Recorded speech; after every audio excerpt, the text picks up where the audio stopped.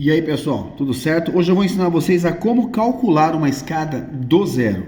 Então muita gente aí tem dificuldade nesse tipo de conta, pessoal, e acaba que riscando ali, né, vai fazendo tentativas e vai riscando a parede, aí não dá, risca de novo. Então eu vou ensinar para vocês do princípio como que a gente desenha uma escada. Primeiramente a gente vai falar da fórmula de Blondel, onde 2E mais P é igual a mais ou menos 64 centímetros. Então, vou explicar o que significa essa fórmula.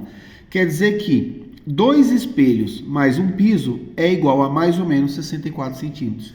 É isso que quer dizer. Por quê? 64 centímetros, pessoal, é como se você estivesse subindo uma escada da maneira confortável entre um passo e outro, então dá 64 centímetros. Então, o que o cara pensou? Se eu transformar esses 64 centímetros entre espelhos e pisos, eu vou ter uma subida confortável na minha escada. Então, a primeira coisa que a gente tem que entender quando a gente vai modelar uma escada, eu preciso saber a altura do nosso pé esquerdo. Muita gente se baseia no pé direito, pessoal, e acaba que dando o cálculo errado. O que é o pé direito? Pé direito é do piso inferior até a laje, certo? Só que não é essa referência que eu quero para calcular uma escada. Eu quero calcular do piso superior até a parte superior da nossa laje. Por exemplo, aqui eu tenho a nossa laje, que é a parte de baixo, e aqui eu tenho lá o 10, 12 centímetros, não importa, de espessura da laje. Então, a medida que eu vou me basear é essa medida aqui. É a parte de cima da espessura da laje. Só que muita gente, pessoal, ainda esquece de um detalhe muito importante, porque em cima da laje eu vou ter um contrapiso. Então aqui eu tenho a parte de baixo da laje, certo?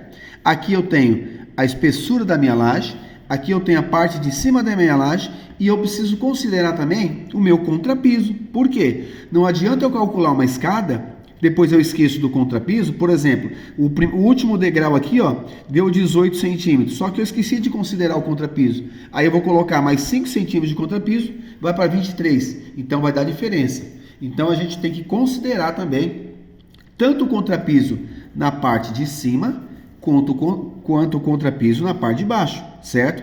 Então aqui, ó, aqui está o meu piso. Vamos supor que aqui seja uma terra, né? Eu estou construindo ali em cima de um solo. E aqui eu faço os meus 5 centímetros, 8 centímetros de contrapiso, não importa, depende do projeto. Então, é isso aqui que eu tenho que me basear. Então, aqui é o nosso solo, certo? Em questão. Eu preciso fazer o contrapiso de regularização. Então, o que eu preciso contar para fazer a escada? É daqui, certo? Do nosso contrapiso feito até o nosso contrapiso da laje. Essa que é a minha medida. Então, assim, ó, dessa medida aqui, ó, daqui, que é o contrapiso da laje, até o contrapiso de lá da parte de baixo, vamos supor que dê 2,80, certo? Uma medida usual aí que a gente usa, né, para casas de um pavimento. Então a gente vai usar essa medida. Então, do contrapiso da parte de baixo até o contrapiso da parte de cima, a gente vai usar 2,80. Por quê? Quando eu fizer o cálculo da minha escada, vai dar certinho. Então, a primeira coisa que a gente tem que determinar, segundo a fórmula de Blondel, os espelhos eles têm que ter entre 16 e 18. E os pisos, 28 a 32 centímetros. Então, uma medida confortável para a gente estar trabalhando. Só que, se eu posso trabalhar com espelhos de 18 centímetros, por quê? Quanto maior o espelho, menor quantidade de degraus eu vou ter. Então, não vou ter uma escada muito longa. Então, o que eu vou fazer? Eu vou adotar isso aqui, ó. 18 centímetros. Então, o que eu vou fazer? 2,80, que é a minha altura. 2,80 dividido por 18.